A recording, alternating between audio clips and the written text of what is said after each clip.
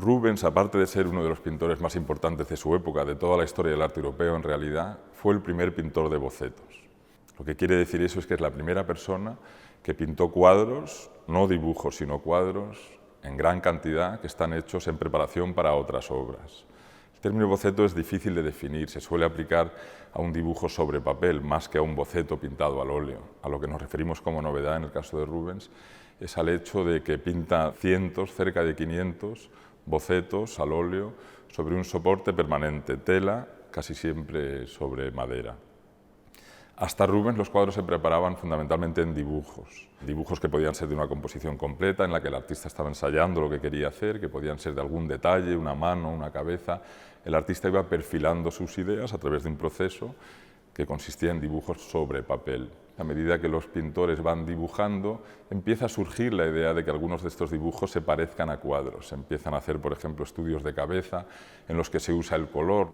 A lo largo del siglo XVI, sobre todo en Italia y en el norte de Europa, en Flandes, de donde viene Rubens, va aumentando la demanda de pintura, va aumentando la producción, van aumentando los estudios y van surgiendo nuevas maneras de hacer cuadros, de hacer pintura, de responder a los clientes, de responder al mercado. Y Rubens es la persona que inventa un producto que tendrá mucho éxito en el futuro, que es el boceto pintado.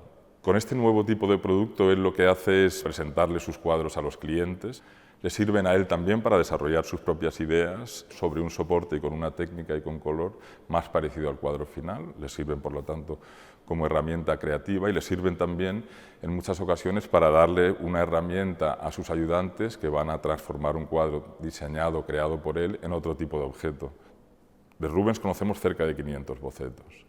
En la mayoría de los casos es claro para qué son, porque conocemos cuadros terminados hechos a partir de ellos. Hay casos, como la Cacería del León, en los que no conocemos un cuadro final igual que ese, aunque sí conocemos varios muy parecidos. No sabemos, en concreto en ese caso, si es un cuadro hecho a medida que él está desarrollando sus ideas para las varias cacerías que pinta, o si realmente esto es un cuadro inacabado que se ha quedado a medio camino, ¿no? Es interesante pensar en las características de los bocetos pintados de Rubens. Son muy variados, hay de muchos tipos, pero en general tienen un aspecto más o menos inacabado. No son cuadros no terminados, son cuadros que están terminados en tanto en cuanto cumplen su función preparatoria, pero no necesitan el pulido típico de una obra más terminada y por lo tanto parecen más frescos en cierto modo, ¿no? Parecen cuadros en los que uno cree sentirse próximo al pintor mientras está pintando, precisamente porque tienen esa sensación de no estar terminados. La exposición termina con un retrato hermosísimo de una de sus hijas, de Clara, que es un cuadro que propiamente dicho no es un boceto, no es un cuadro hecho en preparación para ninguna otra cosa, pero sí es un cuadro de aspecto abocetado, como si Rubens hubiese estado aprendiendo de una estética que le sirve para hacer un tipo de obra, un boceto pintado, y llega el momento en el que puede usar esa estética para hacer obras más personales por esta sensación de proximidad que crean, ¿no? A mí me interesaba mucho traerlo a la exposición, en parte por eso, pero en parte por otra razón también, y terminar con ese cuadro, y es que llama la atención sobre la esencia idealista del arte de Rubens. Lo que pinta Rubens, en realidad lo que pinta cualquier artista, lo que es el arte, son versiones de la vida y el mundo, nunca es verdad lo que se pinta, es una verdad diferente.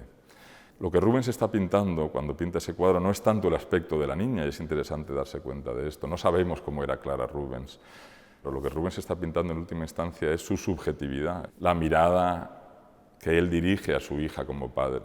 Y lo que es asombroso de Rubens, lo que muy pocos pintores consiguen, la gran tradición del arte sí lo consigue, Miguel Ángel, etc., es animar eso y hacer que nosotros lo entendamos así, es transmitírnoslo, comunicarlo, ¿no? Yo creo que quien venga a la exposición y vea estos cuadros va a ver las virtudes de su pintura, que tienen que ver con cuestiones un tanto abstractas, quizá difíciles de definir, pero podríamos decir que tienen que ver con una concepción épica de la vida, un pintor que da voz al anhelo que tenemos todos de considerar nuestra vida como algo importante, ¿no? Como algo en lo que hay mucho en juego y que quizá tenga especial importancia en esta época que vivimos, en la que hay una gran cacofonía, en la que hemos quizá perdido el sentido de lo que es importante frente a lo que no lo es.